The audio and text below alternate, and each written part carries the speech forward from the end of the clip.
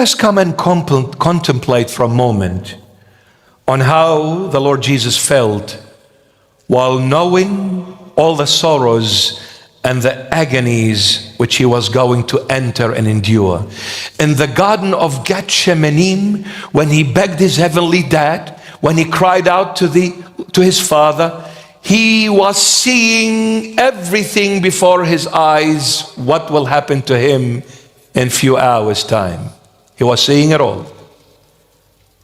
So let us contemplate on those last couple of days before the cross. On Wednesday, the Lord was absolutely sleepless. Why? Because the Lord realized that Judas Iscariot had sold him for 30 pieces of silver. The deal has been made. Jesus will be killed. So from Wednesday, he was sleepless. Then Thursday, he stayed up with them. You know, the Last Supper. He stayed up with them. He didn't sleep from Wednesday till Thursday. And then when they finished from that supper, did you know what time they normally get up and leave? After midnight. So when they got to the Garden of Gethsemane or Gethsemane, it would have been around 1 a.m. So Thursday going on to Friday 1 a.m. So from Wednesday, no rest. Thursday, he stayed all day and all night up till 1 a.m. 1 a.m. they went to the Garden of Gethsemane. Then he was arrested in that garden. And he was taken to Annas' house. Annas' house was the high priest prior to Caiaphas. But at the time of the Lord Jesus, it was Caiaphas the high priest. I want you to know this fact about the history of the Israelite nation and the priesthood in the Old Testament. The high priest could only remain as a high priest for 4 years. You know, it's like the presidents or prime ministers, they only last for 4 years and then they have to be voted. However, the high priest at the time had a term of 4 years and 4 years only. The moment his 4 years were finished, he had to step down. No more chance to be a high priest. So Annas was a very cruel high priest, very cruel. Realizing his time is up, he made Caiaphas marry his daughter. So Annas was the father-in-law of Caiaphas the high priest, who was at the time of the Lord Jesus. Why? Because Annas wanted to remain in control. Because he gave his daughter to Caiaphas, whatever he says, he can't say no to Annas, otherwise he will say to his daughter, give him hell. And being a high priest, for his wife to control him, that is an absolute embarrassment before the entire Israelite nation. He is the high priest, for God's sake. His wife. So whatever Annas said, Caiaphas did. This is why when the Lord was captured in the Garden of Gethsemane, he was taken to Annas' house, not Caiaphas. Yet Caiaphas was the high priest, not Annas. Annas was retired, but he was in charge by the looks of it.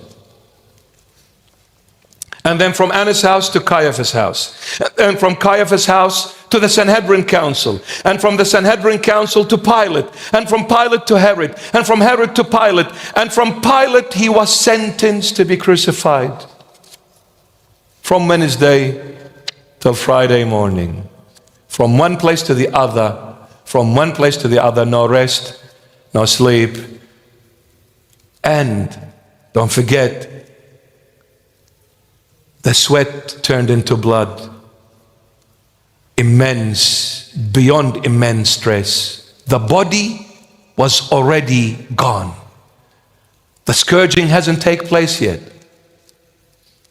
He was already gone before the scourging. And then at Pilate's, he was sentenced finally to be crucified. At 9 a.m., they made him carry the cross and walk. And when he was nailed on the cross, it was 12 noon. For 3 hours, every blood in his body was gone. Because the scourging took place. After scourging, they made him carry the cross. They shredded the body. If I tell you what they did, they shredded the body. Psalm 129, King David explains the scourging 1,000 years before it took place. When you read Psalm 129, it is written in a prophetic way, but it is about the scourging. You know what? I'm going to read it. Look, this is the last chapter of Trilogy of Tears, so you better hang in there. All right? Look at Psalm 129. Look at Psalm 129. I didn't plan to say anything about it, but looks like the Lord wants me.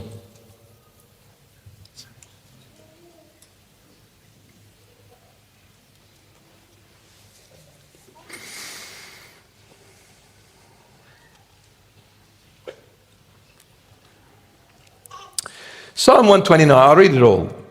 Many a time they have afflicted me from my youth. Psalm 129 is a prophecy about the crucifixion or the scourging of the Lord Jesus. And it was written 1,000 years prior to his coming. Many a time they have afflicted me from my youth. Let Israel now say, many a time they have afflicted me from my youth. Yet they have not prevailed against me. Verse 3. The plowers plowed on my back. You know, in the good olden days when they used to unearth, like turn the soil from beneath and bring it up, because that soil needs to be unturned. Why? To receive more oxygen and to be more fertile to plant the seeds. How would they plow that earth? They would bring either a cow, one of these animals, and there's 2 ropes tied to that cow, and those 2 ropes come to a piece of wood, and at the end of that piece of wood there is a big sharp knife, and there is a platform.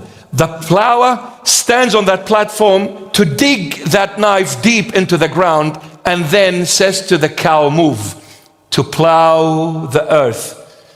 The Lord is saying, the plowers plowed on my back. That whip, when you read history, actually that Roman's whip is still in a museum, displayed in museums. The whip is made out of, the strings are made out of the horse's strings, like the tail of horse. They're very sharp, those strings very sharp. At the end of those strings, they put either a metal ball, and in some, a hook. Sharp hooks. Exactly like the plowers plowed on my back. Then they would order that soldier, Roman soldier, who would be about 110, 120 kilos, all muscle, extremely healthy young man. They would say to him, you are ordered to whip this person. He would go back at least 20 meters and would come running and then jump with all of his might, with all of his power, and then slam that whip with those metal balls and the hook on the back of that person. And obviously the hook is going to go deep in the flesh. Then he would pull it with all of his strength. The flesh is shredded. They whipped the Lord on his back and on his chest. Sorry, but I had to say it. Anyway, so then they put the cross on him, 9 a.m., 12 noon, after 3 hours, the blood is gushing down because the body is shredded. The blood is gushing down. At 12 noon, he is nailed on the cross. 3 p.m. he gives the last breath and dies in the flesh. That's why he begged his dad in the Garden of Gethsemane, just keep the body alive until I say, Teteleste, it is paid in full. Because I could see the body's not going to last. But what does the Holy Bible say? He was heard because of his godly fear. He was heard. The Father granted Jesus the perfect man, his wish